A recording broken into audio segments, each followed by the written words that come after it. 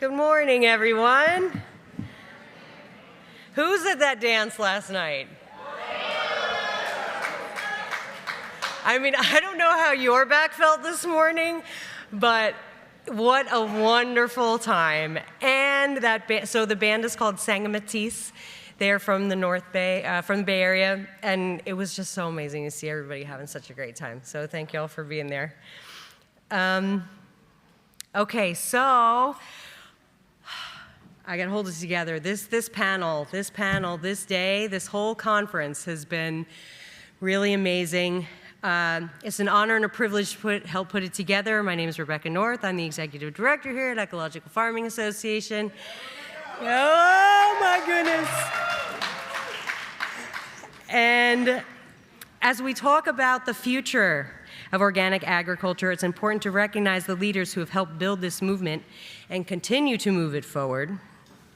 That would be women in the organic food system. So women have long been central to organic agriculture, working as farmers, researchers, educators, entrepreneurs, advocates, etc. Many were pioneers, adapting organic practices early, building operations rooted in soil health, stewardship, and community long before these ideas were widely embraced, as you might have heard from the panel that was just here. Today, women lead across the organic supply chain, advancing climate-smart practices, shaping policy, strengthening local food systems, mentoring the next generation. Their leadership reflects a whole systems approach that connects environmental sustainability, economic viability, and social responsibility. As we look ahead, the success of organic agriculture depends on inclusive leadership and diverse perspectives. Recognizing and learning from women's contributions isn't just about appreciation. It's essential to the resilience and future of this movement. So, two quick things here. One is a confession. I am not from the nonprofit world. I have 25 years of experience in the produce supply chain, building pallets in the middle of the night, being on those receiving docks at 2 in the morning when everybody else is sleeping, you're trying to figure out what the hell to do with this product that came in that you're not so sure is going to pass, writing food safety programs, and just working with farmers all over the country and on the procurement side, dealing with logistics, late trucks, et cetera, trucks that are on time, amazing. So the panel that is coming is like, it's unbelievable that this book has been written, and Nancy Matsumoto has just done such an amazing job writing it, putting all these stories together. So I'm deeply grateful for that. I do also want to take a quick moment to acknowledge that there was also a shooting in Minneapolis from ICE again. So I just would like to take a quick moment of silence for that.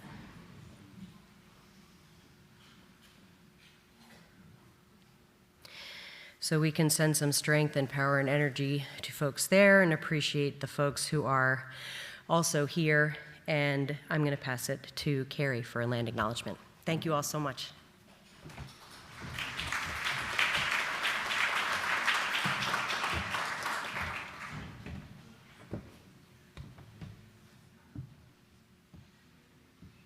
Good morning. My name is Carrie Herthel. I'm the head woman for the Esalen tribe of Monterey County.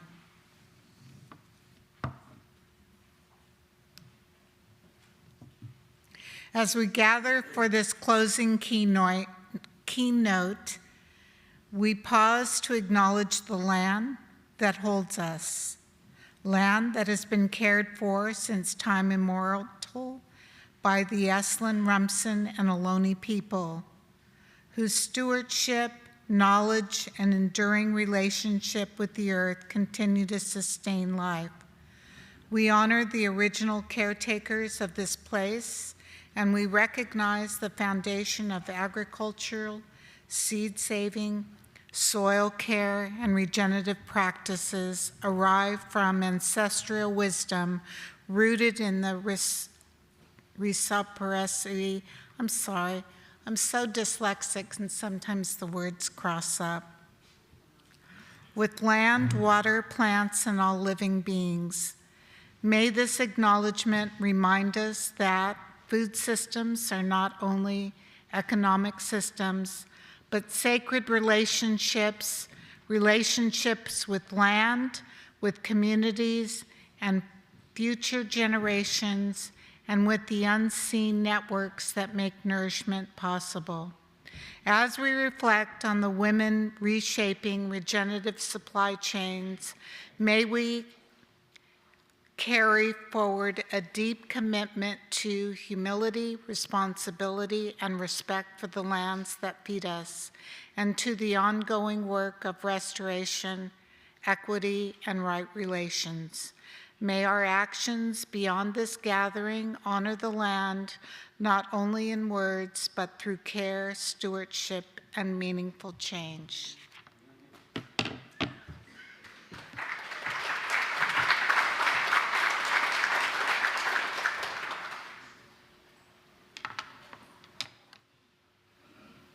Ma pirana yus mapmi siushin ma proteki shururu ma pirana yus mapmi siushin ma proteki shururu ma pirana yus mapmi siushin ma proteki shururu ma pirana ius makmi siushin ma proteki shururu.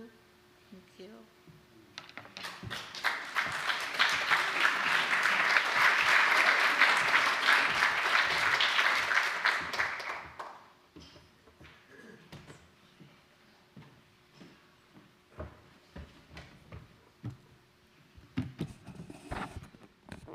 Hi, everyone.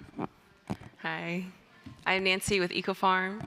It's really good to see everyone gathered today on the last day of the conference.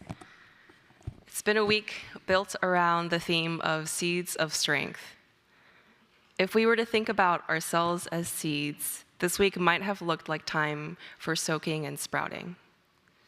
Swelling with the stories we've heard and softening like a seed sitting in the life potential of water. Digesting the knowledge we've gained and feeling more confident in this future where it's about we instead of me. For some others, what I'm hearing and seeing from many is a bright, burning fire of fight. You're itching to mobilize, to act, to organize, and you're wondering, what do I do with the lessons of this week? What's next? We're going to hear from women who have overcome moments and long stretches of time of polycrisis, just like what we're experiencing today. May this panel serve as a spark and as an invitation into cultivating the hope that will sustain us. I have the honor of introducing our moderator, who will be folding the introductions of the panelists today into the discussion. Nancy Matsumoto is a freelance writer and editor whose latest book, Reaping What She Sows, How Women Are Rebuilding Our Broken Food System, tells the story of women at the forefront of food system change. She is the co-author of the James Beard Award-winning Exploring the World of Japanese Craft Sake. Her book, By the Shore of Lake Michigan, a translation of a volume of Japanese tanka poetry published by her grandparents, was awarded an American Book Award in 2025. Nancy's Substack publication, quote, Reaping, continues to tell stories of the people, institutions, and businesses leading ecosystems regeneration. Please join me in welcoming her and all the panelists to the stage.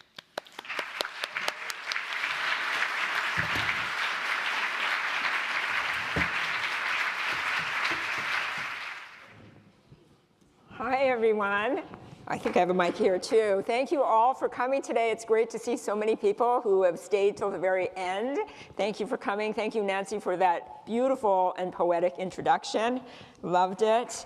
Thank you to Rebecca, everyone here at EcoFarm for welcoming us. I have a really incredible powerhouse panel, and we're going to get to some questions and answers.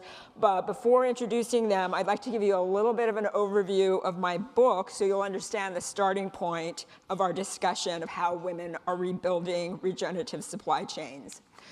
So I've been writing about the good food movement, organic farms, farmers, CSAs, chefs who champion these farms and farmers and CSAs for well over 15 years now. The modern organic movement has been going on a lot longer, more than 45 years. And yet, changing consumer behavior remains a very tough nut to crack, as you all know. So my idea for this book was to provoke real behavioral change and grassroots engagement.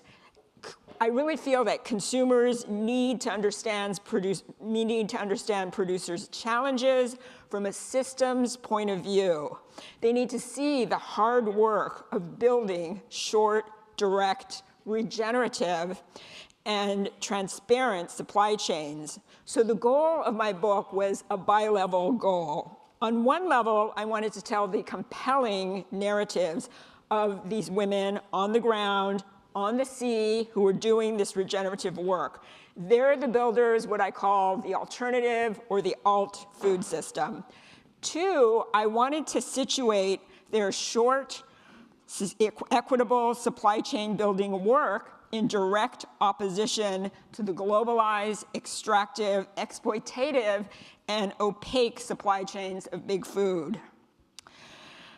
It's really what I call a Dana versus Goliath situation. Women of the alternative food system are regenerating soil, they're cleaning up waterways, they're drawing down carbon, they're building climate resilience, they're reviving local and regional economies. As climate change breakdown intensifies, returning resilience to our ecosystems becomes more urgent by the day.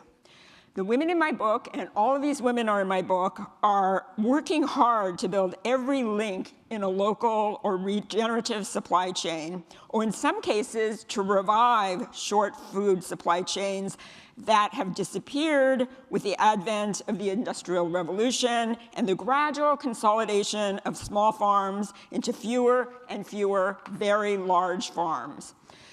And I say Dana versus Goliath because they have none of the efficiencies of scale, the access to deep wells of capital, or the massive lobbying power of agribusiness. Over the past 5 years, big agriculture has spent over $500 million lobbying Congress to shape the Food and Farm Bill to its wishes. Global food production generates $15 trillion a year in commerce, yet it is costing us $12 trillion a year in hidden health and environmental costs. Instead of extracting profits by degrading our ecosystems and taking a toll on our health, the women in my book are doing the hard and largely unrewarded work of regenerating land and water, as well as worker, consumer, and animal health. So in every chapter, I look at the different sectors of the food economy, from produce to grains to dairy to meat, seafood, and with a hopeful chapter on seed saving, and I show how this dynamic of short, equitable, and resilient plays out against long, opaque, and exploitative. The first chapter, however, is an exception, and I think of it as a roadmap to the alternative food system. When people are disenfranchised and outnumbered, mutual aid societies and cooperatives are among the most visible and viable avenues to productivity and success. This was true for African American farmers in the post-emancipation Jim Crow South. And it was true for the people of Japanese descent, my family members included, who were imprisoned in US government prison camps during World War II. And by almost every metric, the alternative food system is completely outnumbered by big food. So I suggest that we look to organizations like the Federation of Southern Cooperatives, which was founded in 1967 at the height of the civil rights movement. You might even see it as the agricultural arm of the civil rights movement for Black farmers. It used a combination of collective fundraising, education, jobs, technical advice, training, and public policy lobbying. A decade after its launch, the FSC helped preside over 1 million acres of farmland across the South. It was determined to bypass the racist farmers' home administration practices and maximize profits for impoverished Black farmers. My own Japanese and Japanese American family members were imprisoned in US camps during World War II on unfounded fears that they were a threat to national security. Manzanar, where my father and his family spent the wartime years, became home to the second largest consumer cooperative in the United States. There were 9 other very large prison camps, we're talking about 10, 11,000 people each, across the western United States. Collectively, they did the equivalent of $130 million in today's dollars of commerce. So let's look to them for inspiration and ideas. In every chapter of my book, I show the repeated patterns of market consolidation, growing monopolies, and small producers being squeezed out of business, and how the women in my book are working hard to fight back and forge alternative regenerative supply chains. My book is one of hope, showing readers how they can become part of the movement and help food systems change forward through grassroots advocacy, championing local producers and supply chains, and connecting with like-minded movements across the food and political system. It's all about coming together and networking. So with that, I would like to start our discussion. So yeah, as Nancy said, thank you.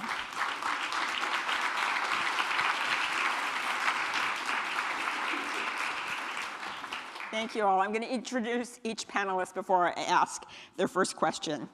So Boo Nygrens is co-owner and director of purchasing at Veritable Vegetable. Yes, give it up. An amazing, amazing history. Boo is one of the OG women-led organic produce distributor founded in 1974, committed to sustainable agriculture and social and environmental responsibility. The company supports hundreds of small and mid-sized growers through strong partnerships and reliable regional logistics. With its near zero emission green fleet, amazing, Veritable Vegetable delivers fresh organic produce to independent markets, restaurants, and co-ops across 5 states.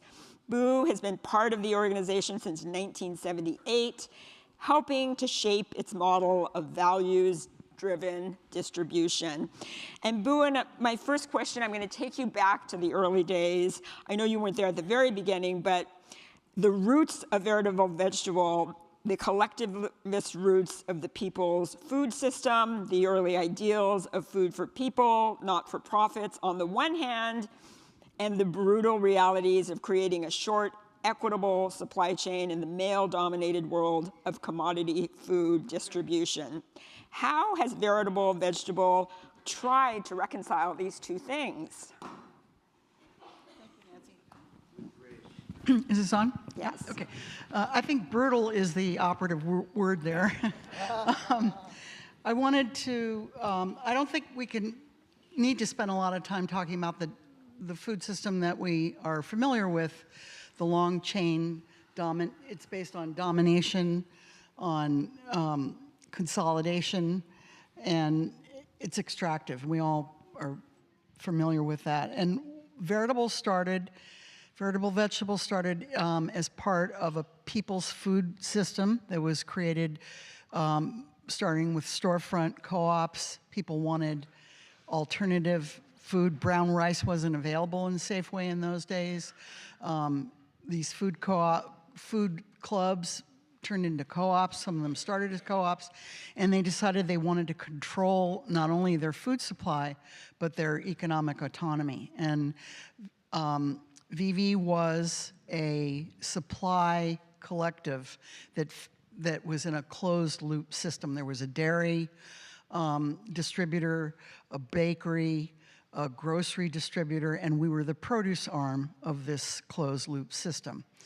And eventually, even before I started working at VV, the system collapsed. There was a lot of rhetoric, a lot of righteousness, and like many well-intended organizations, it was not able to sustain itself. And the people that continue to work there decided to step over the line and start distributing produce to help their farmer suppliers find new markets, and we started doing business with for-profit retail stores. Perish the thought. So, our commitment to the principles behind the People's Food System remained very strong. And so localism, short supply, we were very agile, and there are a lot of good reasons for that were exposed during the COVID period of reinforcing your local food supply, because we saw what the results were of this monolithic, as Nancy well described it, corporate-oriented, profit-oriented food system can collapse pretty quickly under stress. Our idea was not to have unlimited growth. We didn't want to become a national distributor. We like being regional or local. There's a lot of reasons for that, and taking our cue from nature, unlimited growth is cancer, and the idea is to find the right size and do what you can do. Complex systems rely on cooperation and diversity. That's what equals success. So complexity is more important than size. And we really adopted the principle of do no harm, which is why we started to green our fleet. We had to move the product from farms to our warehouse, to our customers. And the logistics arm of that relies on trucking. Unfortunately, we could not do without diesel, but we've continually greened our fleet. We have 24 vehicles now of different sizes. Most of them are 48-foot tractor trailers. And we've won Green Fleet of the Year from several times from different trucking associations because we're innovators in that regard. So the idea of doing less harm than you might otherwise do by looking at the whole picture and taking a systems approach to everything you do, whether it's internal governance, where you source, who you sell to, and how you do what you do. Those are all very important principles that we adhere to. I think one of the guiding principles for us in business is that we want to treat others the way we would like to be treated. I think that's the principle of cooperation. It's the golden rule. It's the only thing that really works, and we're seeing the disaster around the world of people that are motivated by greed and accumulation. And now I want to switch a little bit to produce and talk about some of the details of what it's like. One of my colleagues, who I coined this catchy phrase, Deborah Beebe, maybe many of you will remember her, was in the produce world, and she once said, in produce, the 3 golden rules of produce are no blowing smoke, got your back, and bust a move. And they are still the guiding light for me every day. You can't blow smoke in produce because you rely on repeat business. You have to, you can sell a box of tomatoes that are rotten and Zoom somebody, but they're not going to reorder them from you, and you have to have that sale on a regular basis or you're not going to be around. You've got to get someone's back.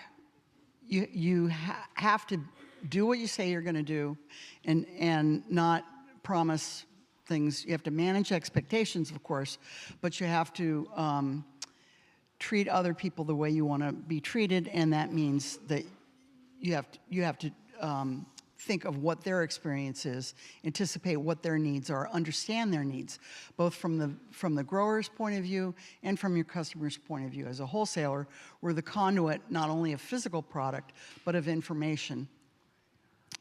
And bust a move. Of course, you have to show up every day. You have to do it again and again. You have to hustle. Produce is a fast-moving business, perishable product. Everything's dying. And another catchphrase that we use very often is, my first day at VV, someone was training me, and she's showing me all the ropes, the warehouse. In those days, we would, whoever answered the phone would do whatever business was on the phone. So if it was a grower calling, you bought the apples. If it was a customer, you took their order. And we learned the hard way that we had to specialize a little bit, because one grower would call 5 times in one day and everybody would say, no, we don't need apples. He'd keep calling until he found somebody who was green enough to say, oh yeah, we'll take a pallet, So Bob Denovan, as a matter of fact, some of you may know him. But the end of the day, she said, what it really comes down to is you got to sell the shit before it rots. So at the end of every sales meeting, all the salespeople go, yeah, we got to sell the shit before it rots. Growth is not the goal. Slow growth, knowing what you're good at, staying true to your values. We really believe in abundance. Nature is abundant. The scarcity model is not working. Accumulation and greed are our biggest enemies. And I think that's all I have to say. That's great. Thank you, Boo. Give it up for Boo. I've got a mic. So we're going to jump to Karen, if that's okay. We're going to jump to Karen. Karen Washington, icon, affectionately known as Mama K, farmer, activist, co-owner of Rise and Root Farm in Chester, New York. Karen is a pioneer in urban agriculture. She co-founded Black Urban Growers, Bugs, and co-founded Black Farmer Fund with Olivia.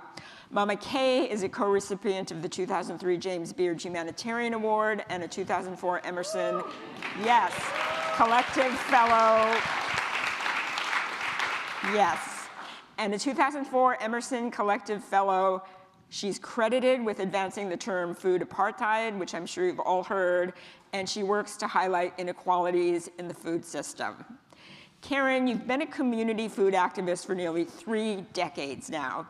Can you talk about the vast store of social capital you've built up during that time, and how now, with BFF and Bugs, you're drawing on that rich trove of experience and connection to build Black communal wealth? Yeah, thank you, Nancy. Thank you all for being here. So when people tell me what I can't do, it just makes me say, why can I? I can do. And so when I was looking at the overall, food system, I, looked around and said to myself, something is missing here. And it started for me back in 2008 when I was here in Santa Cruz doing the apprenticeship program. And I would go around and, they would take us on tours, and the question I would ask is like, where are the farmers that look like me? And so I came back from this program, which is absolutely excellent, came back to New York and started asking, so where are the Black farmers that look like me? And at that time, out of 57,000 farmers in New York State, only 113 were Black.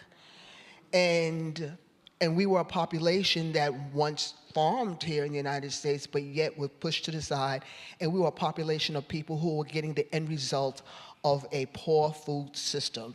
And so I started putting it out there, making waves, started this conference, Bugs Conference, back in 2010 to ask the question, what are we having for dinner? And I say that because I go around the country and I go to workshops and I go to conferences, and a lot of us people of color always look within the crowd to see how many people who look like us. We want to know when we go sit in conferences, we want also to find out who are the speakers, who are the people talking about our sort of involvement in agriculture, and find out that our voices are not being met. And so for me, as a person of color, it was imperative to start having those hard questions. When people were telling me that the food system was broken and needed to be fixed, I was drinking the coffee and I believed it. I don't drink coffee though, but I believed it. But I realized is that it was doing exactly what it's supposed to be doing. It's a caste system. It's based on race, it's based on politics, it's based on demographics, it's based on economics. And so for me, to say that the food system is broken and needs to be fixed, I say, no, it did not need to be fixed, it needs to change. And that change is shifting power back into the hands of community. So you're saying, wait a second, you're talking about putting power in the hands of black and brown people and women? What is? And so for people with power and privilege, I say, if it's going to change with that power shift, then the dynamics has to be three things. People with power, number one, either you're going to share your power and that kumbaya, feeling. Number two, you're going to give up that power, and it's like, I'm not giving up that power. As a matter of fact, I want more power, or that power is going to be taken away from you. And so we're at a moment in time when we talk about communal wealth. What does that mean? Because it's not monetary. It's putting power back into the hands of the community. And that's the work that myself, Oliver, and so many of us are trying to do, is place that power back into the hands of the community. And I say that because you cannot continue to put people down without any resources, without any way to eat good food, have housing, have fresh air, clean water, without a change. And so I tell people with power and privilege, okay, you got those three things. You're going to share it, you're going to give it up, or it's going to be taken away from you. And that's the new food revolution that's going to happen, because you can't continue to do that. And when we talk about communal wealth, we're talking about getting people the power to make change, the power to be self-sufficient, self-reliant, the power to be able to control their own food system, their land, their house, everything, the political system. And I say that because for so long, people have been told what they cannot do instead of what they can do. And when we're talking about communal power and communal wealth, you have to think about trust. And that's another thing that's so important, especially in communities of color, is built on trust. Because just to talk about going in to see people, that's not outreach, it's not engagement. It starts with building trust. And if you build trust, people start to believe you. But trust and engagement and getting people to believe in the work that you do and the help that you're trying to give us is based on prolonged period of time. It takes time to build trust. It takes time to build communal wealth. If this organization, if this system is going to change, then you have to make sure that people are able to trust you, that they have a voice, they have a seat at the table. And I said time and time again yesterday, if you don't give us a seat at the table, and if you don't give us a voice, we're going to have our own tables, and we're going to have our own chairs, and we're going to have our own voices. This is a moment in time right now before us. What you see, what is going on, is for us as community people, for us to be as humans. I tell time and time to farmers, I don't understand why, as farmers, we love diversity in our plants. We love diversity in our animals. Well, what the hell? What is wrong with having diversity when it comes to farmers? What is it? What is it about when you look around and it's a monolithic of just one type of farmer? We should encourage the diversity of farmers if we intend to really be a system that is founded on what we call regenerative agriculture, because in the essence of what is missing is the essence of culture. And so I will continue. I'm an OG. I'll be 72 years of age. Black don't crack. I'll be 72 years. But the bottom line is that I am here to pass on the next generation of people that are going to do the work. It's okay to sit there and nod your head and take all this information, and then you go home and you read what you have to do, and you don't do anything that's actionable. When you leave this conference today, your action step is to make sure that you go home and you make a change in your community. People tell me time and time, well, you know, Karen, I just can't, you know, what's happening nationally is crazy. Yes, it's crazy. But you've got to start small within your local community to make change. Who's being taken care of? Okay, who needs food? Who needs clothing? Who needs a babysitter? Who needs time off for a massage? Who needs these things? This is our moment in time to show ourselves, what is America? What does America stand for? Does it stand for isolation, for us to be in silos? Or does it stand for change that encourages diversity, that encourages equity?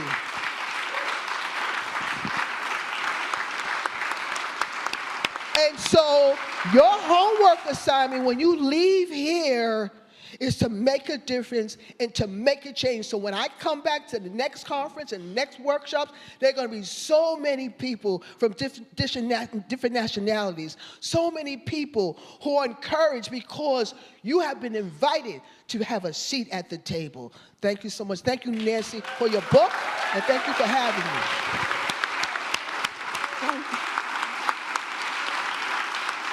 Thank you, Mama Kay. Thank you, Mama Kay. Amazing. I'm going to jump to Olivia. Olivia Watkins is a social entrepreneur and impact investor with farm production experience at Soulfire Farm and Kahumana Organic Farms. She serves on the board of Iroquois Valley Farmland REIT, which stands for Real Estate Investment Trust, and she is the co-founder and president with Karen of Black Farmer Fund.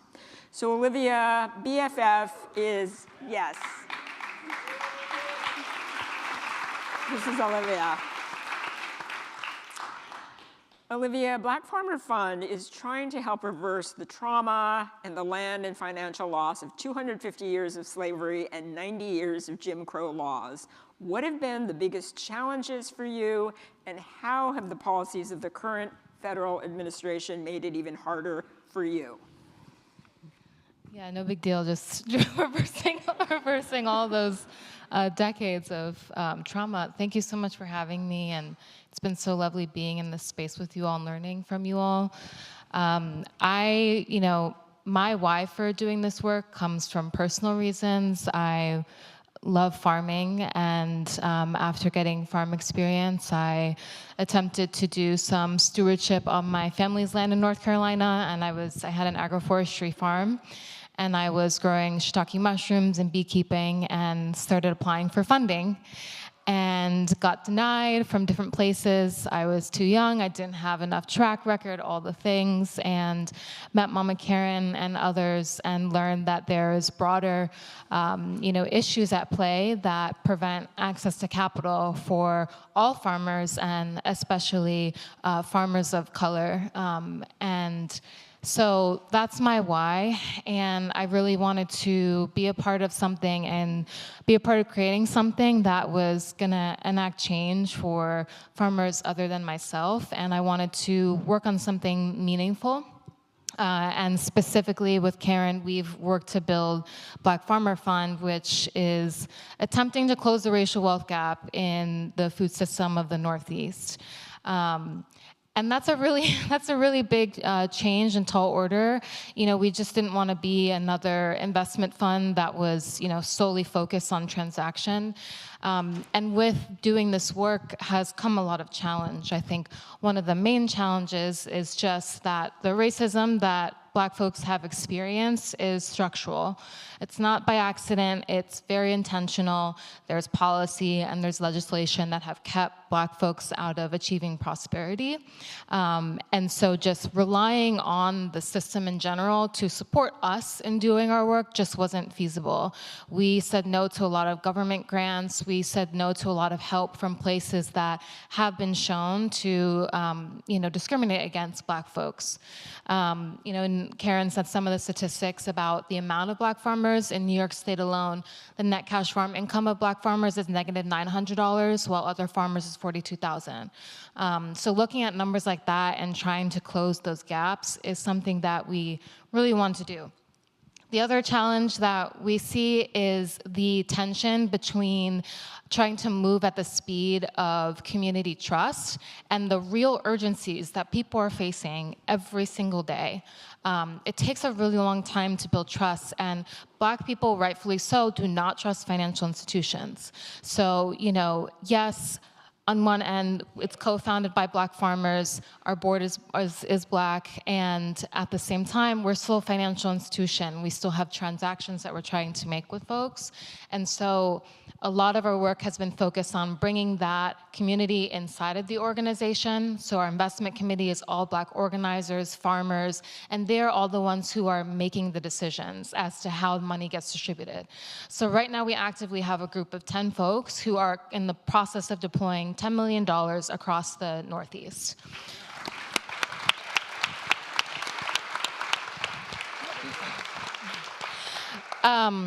But it's hard, right? Like climate has, a couple years ago, there was massive flooding in the Northeast. What's happening now with people getting procurement contracts cut, all of these things are really real. And one of our other funds, we have a rapid response fund. We typically gave out $100,000 every year to farmers. We were able to increase that to $700,000 to support more farmers during this time of crisis. The other thing that we're seeing that's a challenge is just like the uncertainty with this political climate. It's intentionally creating disruption, and it's really challenging as a farmer when you are trying to do multi-year planning on how you're going to create sustainability in your organization or your farm, how you're going to navigate tariffs. The uncertainty is creating a lot of distraction for farmers, and also the withdrawal of that federal support that a lot of farmers rely on has created a ton of challenge. So I think for us, like we were born out of already crisis, and so our organization is used to adapting and is used to being resilient despite what challenge is at play. And so I think what we like to think about is that there's always going to be situations where we have short-term losses, whether or not it's COVID, climate crisis, federal funding cuts, but we have a longer vision and goal at play, and that's what we're focused on. We're focused on what we can control, what are the wins that we can have now, and taking the time and space and practice to build the trust in community while we are also trying to attend to some of these real-life urgencies. Great. Thank you.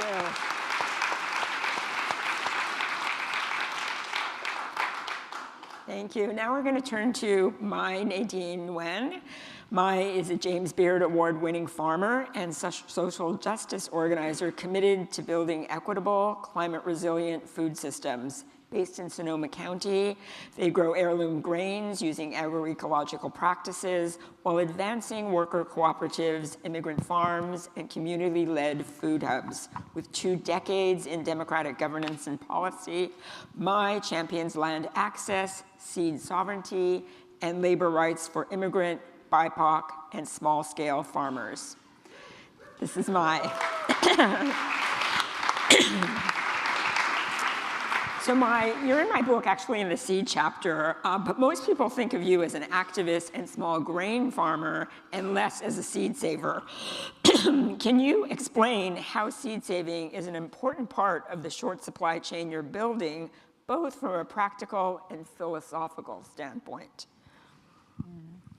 Yeah, thanks for that question, Nancy, because it ties so directly to the theme of this conference, right, of seeds of strength, empowering farmers for a changing climate, all kinds of climate. And seeds for me are not just this metaphor. They are our strength, right? They are a critical part of our infrastructure, and that's why it's the first link in this short supply chain that I'm part of. And so practically speaking, saving seeds shortens the supply chain. When farmers rely on purchased commodity or proprietary seed, we become dependent on distant companies, fragile logistics, and breeding priorities that rarely center small-scale farmers, ecological diversity, and the communities that we serve. Saving our own seed means that the grain is adapted to our soil, our climate volatility, and our labor conditions. So it performs with fewer inputs, is more resilient in drought years, and helps keep costs down in a system where margins are already razor thin. And so for me, I grow these seeds, these grains, that some of them are hundreds of years old, some of them thousands, right? And many of them were carried here by immigrants and refugees, right? These heirlooms of our civilization that I've been able to steward. And what's so special about them in their activation is that they capture 6 times more atmospheric carbon than commodity grains, right? They use only 10% of the amount of water that commodity grain uses in our parched state of California, right? And I originally thought that I was growing out these grains for a distant future of climate resilience for future generations. But already they've been proven to be critical for our food system. Like in 2020 and the following years when we had those extreme droughts, if you'll recall, just how freaking hot it was, the fires, right? And if you drove across the state, as a farmer still does, because we were still doing essential work while everyone else is at home, you could see in the fields the shriveled grains that then farmers just had to cut down. They weren't able to harvest them. And I was amongst the few farmers in California that did have a crop year after year thanks to these seeds. And so I was still able to get flour out to my community, to people across California, when flour and bread shelves were empty. And not only did they get flour, they got flavorful and fresh flour. Right? Yes. So connecting to this theme of this book about regenerative agriculture and why seeds are so important to these kinds of systems is that regeneration, we know that it's not just about soil metrics, right? It's about restoring the knowledge and relationships that colonialism and industrial agriculture broke. And seeds, they remind us, they tell us how they want to be grown in a regenerative way. Like when I looked into the history of growing Sonora wheat in Northern California, I saw pictures not of wheat, but of sheep. There would be a caption that says like, wheat field, and there would be sheep there. I was like, well, someone doesn't know the difference. But the seeds, they call animals back into our food systems, right? Into our lands, into a diversified system. And when I share these heirloom grains with bakers and millers, and they test bake, and they're like, actually, they really do better with sourdough starters, these natural yeasts, rather than instant yeast.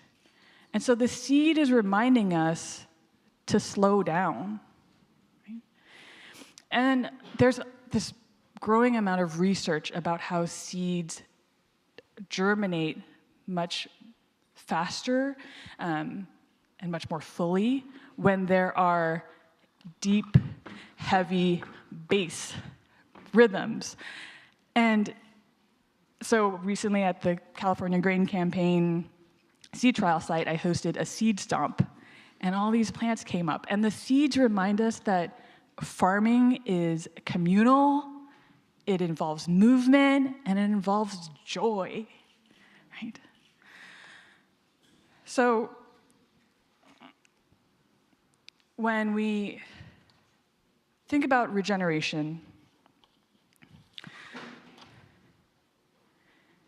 it requires reparations. Restoring our seeds and regenerative agriculture requires reparations. Seeds are inseparable from the people who carried them, the land they came from, and the knowledge systems that were stolen, attempted to be erased.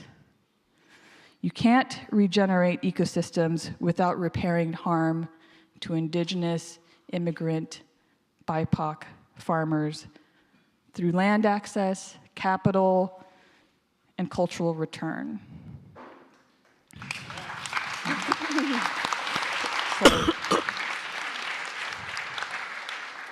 So in shortening this supply chain and centering seeds, farmers, millers, bakers, eaters are invited into this shared lineage. That's not a transactional system. It's a one where our seeds, our grain, have names. They have a story that includes land rights, land access, ecological care, and justice. So for me, the seed saving isn't separate from the activism and the farming, but it's where they meet, and it's how we shift power quietly, but fundamentally, and we refuse to outsource our beginnings.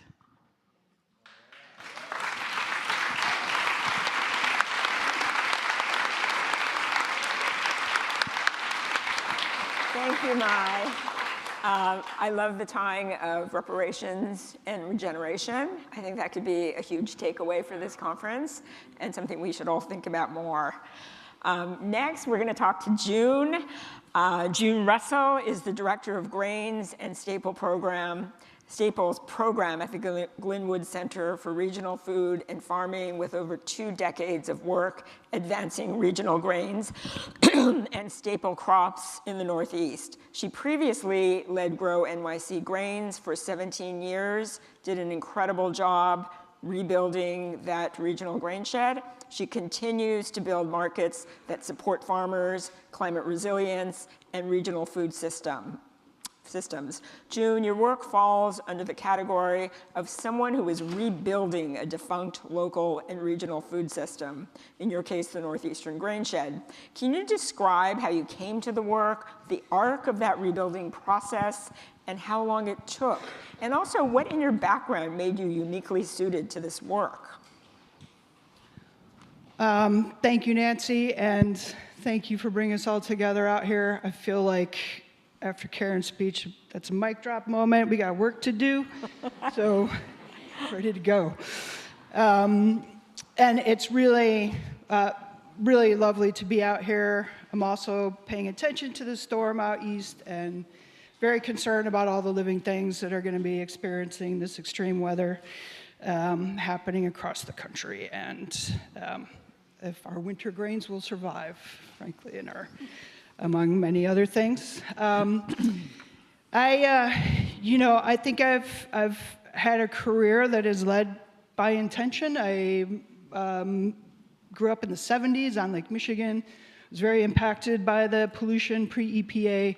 So my initial motivation has always been environmental. Initially was environmental and wanting to find a place to be active in support of a more sustainable future. Then, spent a summer canvassing for Greenpeace, and that led me into some kitchens, and I think that was when I was at first initially exposed to the concept of organic. This was pre-NOP, but it was something that definitely made sense to me. And once I did get into the kitchen, I found that I was very responsive to how the food made me feel. I didn't find out till many years later that I have the genetics that 25% of this room share that make me sensitive. So I had a real visceral response to the real nutrition that was in food. And in those early years, I was able to start an outreach program to some local growers in Michigan and did some cold calling to organic growers. And the biggest issue for them was having markets to sell into. And there were a couple growers I spoke to, one who was closing up shop because he had no market. So I realized that was a point that I could start to try to leverage on the other side as being a buyer and using procurement. So those early growers that I was working with were organic. And when the food arrived at the back of the deli, it was really incredible. The vibrancy was, yeah, you could taste it, you could feel it, I could feel it. So that's something I've always wanted to stay close to. I'd have to say that a lot of my peers in the food business couldn't validate that and would say, oh, no, that's not true. It all comes from the same place. It doesn't make a difference. I said, I think it makes a difference. And this is something that I want to stay close to and ultimately be in service of. As life happens, I moved to New York, spent another 10 years in the food business in many different roles. I did a lot of catering and spent time as a baker where I picked up some of the language to be able to communicate between farmers and bakers, and spent time as a beverage manager. And in that era, that was when natural wine was just beginning, craft beer was just beginning. And within natural wine, a lot of the new generation really wanted to start implementing biodynamic practices and more organic practices in vineyards. And so, realizing that and witnessing some of these trends and the evolution, thinking back to the early days of even grass-fed beef and how that was initially rejected by a lot of chefs until growers knew how to grow good grass, frankly, and make the beef more flavorful with some fat that developed off of the carbohydrates that were in good grass. So, seeing some of that happen over the years and realizing like we would need to hit some tipping points to make those changes, but those changes do happen over time. When I got to Green Market, and that was, again, was a place that I started as a market manager and was at the right place at the right time to become the inspections manager there. It was an offer I kind of couldn't believe, and nobody else was interested in that job, which I said, you're going to give me a car and send me out to farms and I can ask anything I want? Are you crazy? I say yes. And I took organic inspector training, had a vigorous training with IOIA, was well-versed in the importance of the mycorrhiza when I was given this assignment to pick up this conversation that had been percolating at Green Market. And I think this was part of the building local foods movement as well, where the local food challenges was starting to head and people started thinking like, why don't we have flour? Where is flour? Is this something that's even possible? So I spent about 3 years out in the Northeast area looking for anybody doing anything with grain or flour. And the folks who were all organic and certified organic, and some of our very early, my early mentors like Ellie Ragosa, Elizabeth Dick, Jack Glazer, Klaus and Mary Howell Martins, understood the value of small grains in rotation. So there was a real need for market building. I was based in New York City, had a lot of relationships with food people, and started being able to leverage that. It's like, okay, well, this is going to start out at a high price point, but we have the demographic, we have the people who can help us get this off the ground to, in effect, subsidize that early work, especially. And in 2009, we had implemented a policy that I helped to shepherd through our Farmer Advisory Committee that made it a requirement to use a minimum of 15% local grain. And at that point, we had tried to really introduce what might be possible and make the question even broader than wheat for bread, which is certainly significant, but we can do more. So what are the market opportunities for the other small grains and other cereal grains that are missing from our local food systems? So we didn't know what was going to happen. That 15%, we've got to start somewhere, kind of threw a dart at the wall, and then had convinced some growers to get in the game. And those early years, I actually got some very angry phone calls from farmers who had put in 20 acres of wheat and couldn't sell it, and were very mad at me. And that was a very motivating moment to dig in and try to do more to make that happen. And so that's where we started thinking more of multi-sector. Who else are end users here? Who else can we work with? So we brought in the distillers, talked to brewers initially, and the lack of connection was and still is pretty profound. Most of the brewers didn't know what malt was. I asked someone to explain it to me, and they couldn't. They're like, I don't know, we buy this from Belgium. And it was another piece of a system, and it had been very centralized. There was one giant malting facility in Wisconsin. So over these years, we've seen this real explosion of entrepreneurial effort and people really getting in and trying to do as much as they could in the areas where pieces were missing in our local food system. I think that, for all the years that I was very restless in my position in the food business, once I did get to the role and was able to start to do the work that I had always wanted to be doing, I was really grateful for that background. So I try to remind myself not to complain when things aren't going my way, because ultimately it led me to the right place. And those experiences and that knowledge was hugely important in tapping into multiple subsectors in the food business to try to reach this critical mass where we could reach some tipping points. Thank you.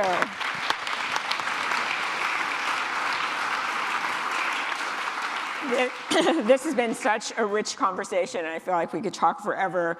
We are going to have to make our next round kind of a lightning round, a couple of minutes each, but I want to look forward and ask questions about energizing the next generation of change makers. So Boo, I'm going to start with you. One of my favorite quotes in the book is from you about the historic role of women as food system leaders. Can you share that with us, and based on your nearly 50 years in the business, offer some advice on what we in the audience, both women and men, can do to keep pushing forward food system change?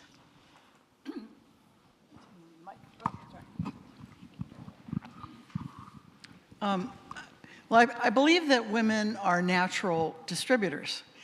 And we know this intuitively, we know it anecdotally, and the UN has done studies that when women in communities control resources, the whole community thrives.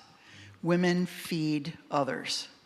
And so I think that's an intrinsic part of the magic of food, is to transform it and transform plants into something that nourishes. The guiding principle, I think, is sharing, is just sharing. I mean, that's what we need to do, and women are good at that. People, whether they're men or women, who can tap into their unseen worlds, the unknowable worlds, unseen knowledge, and share that, share their work together. Those are going to be the ways that we can transform our world and our culture. If you can transform your righteous anger into persistent action, whether it's a daily practice or community building, shaping policy, showing leadership, doing good work, that's key to me. We can cook it We can really cook it, and we got to get going. Nature is our teacher. Nature is our mother. I don't know, lightning round, stay curious, be kind. Those are really important things, whether you're in business or in any part of a community. Try to put yourself in somebody else's shoes, understand what they need, and bring your best. Always try and take the high road like you do with children. You don't teach a child to walk by yelling at it when it falls down. And not that I'm a mother, but I am a mother in many ways. I also want to wrap up by just quoting the incredible storyteller that was here on Wednesday evening, Carlton Turner. And he had 4 words that just blew me out because it summed everything up. No waste and no excess.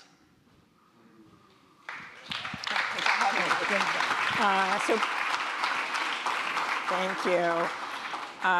Karen and Olivia, with all the instability now going on in our country, funding cuts in both public and private sector, jittery funders, what words of hope and inspiration can you leave us with? How do we overcome the complacency and reluctance to engage and energize young people who are coming up in the world of food sovereignty now? 2 things, silence and complacency, it killed any movement. So be active, be proactive, get involved. And also I want to just bring in the importance of intergenerational wisdom. And I say this, first I want to talk to my elders. Elders, I'm an elder, and we've done so much, but we have to open the door to let our youth come in and stand behind them and promote them and support them without feeling that they're taking something away from us. Our youth, be patient. We know a lot, but we also are there to help you. So I want to see more of an intergenerational movement because you can't farm in silos and you can't farm alone. So how do we bridge to make sure that everyone is intentional about the work that we do? Thank you.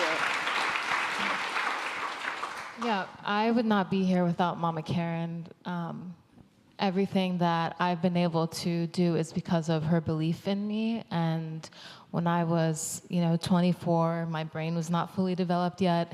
And I had a dream and a passion. I didn't have the tools yet. And Mama Karen said, here, talk to this person, talk to this person.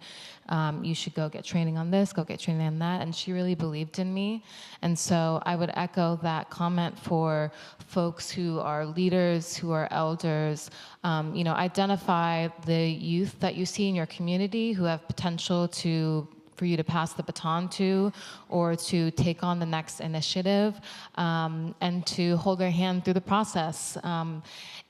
For me personally, it's been, such a rewarding journey, but also really scary at a lot of times. And so I think just that intergenerational bond is something that I'm personally grateful for, and I will be grateful for you always. I love you. I love you too. Thank you. I love it. We have so much wisdom and experience and eloquence here on the stage. Mai, you've worked in so many different areas of the good food movement as a farmer, seed saver, organizer of co-ops and food hubs. What advice do you have to give young people who are starting out hoping to make a positive food system change? Is systemic change possible from the local grassroots level? Absolutely. And I think everyone here is a testament to that. But in terms of advice, some of you might have noticed, Olivia's noticed, me up here just dripping tears and sniffling. It's because I'm still taking in this news that someone was killed today. Right? And I think we just need to remember that we are moved, right? That these things affect us, and even though we're here at this conference, we can't just do business as usual. We have to take in this news and know that we are connected and that we need to do something. And so I was thinking about the last time I was bawling quietly somewhere, and that was, it was not the last time, but a time was 2016 when the election results, federal election results, presidential election results were announced. And in my little cubicle at the California Center for Cooperative Development, I curated a nice little space where that I just like cried every day that I went into work, because yes, I was developing cooperatives and democracy on this community level, but in our country, we chose like anyways, you know who we chose. And so, and from there, I worked with other people to pass, eventually we passed the California Farmer Equity Act, 2017, and it created state language to get resources to farmers of color and indigenous peoples. Right? And from that legacy, we've been able to actually get the state to fund land for Black farmers. We've been able to get the state to provide financial resources, capital, infrastructure, more technical assistance to farmers of color.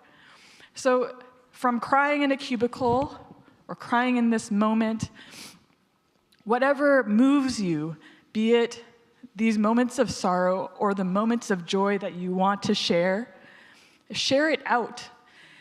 Institutionalize it through policy, do it through your community, do it through direct action, do it through your relationships, and do it with love. Thank you.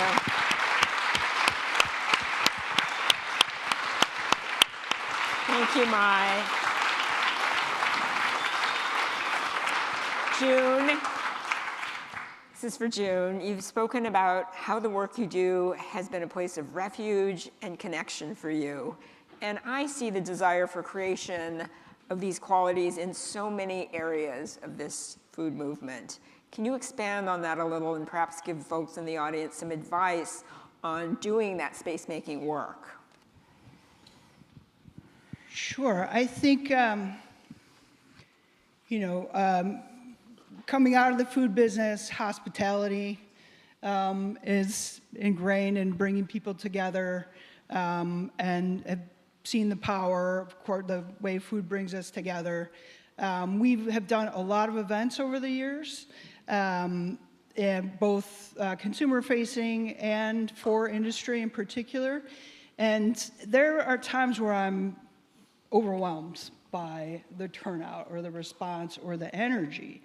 As Mai has been working in some of this same space and seeing this build over the years, there's times where it's really overwhelming. I find it overwhelming. I'm generally an introvert, and so some like these bigger events can be overwhelming. But realizing, wow, that need for connection is deep and powerful. People are looking for meaning, and our food is so often overlooked. I was flipping through something this morning that was like top 10 trends of the year, and it's like, okay, where's the food? How are we going to feed people when all this tech things are going to happen? Like there's a major the ground beneath us that we need to be tending to for our survival. And the fact that that gets missed so often or just treated with disrespect or disregard is still always shocking. But creating space, creating something around food. We're doing a rye event in a couple weeks. We've seen there's something about rye that has its own character and personality and draws out folks with character and personality. I'm very interested to see, who turns up for that, but always, we've done this home bakers event for years now, and the baked goods, the innovation keeps getting better and broader, and so many home cooks are really talented. They, have the dedication and time, and making that space where people can come together and share their ideas and feed each other. And this food is nourishing, and I feel like that is felt by folks as well when we come together. Thank you so much to all of you. Give it up for this amazing panel. It's really nourishing conversation. I think a great way to wrap up the conference. Thank you all. Thank you all for coming.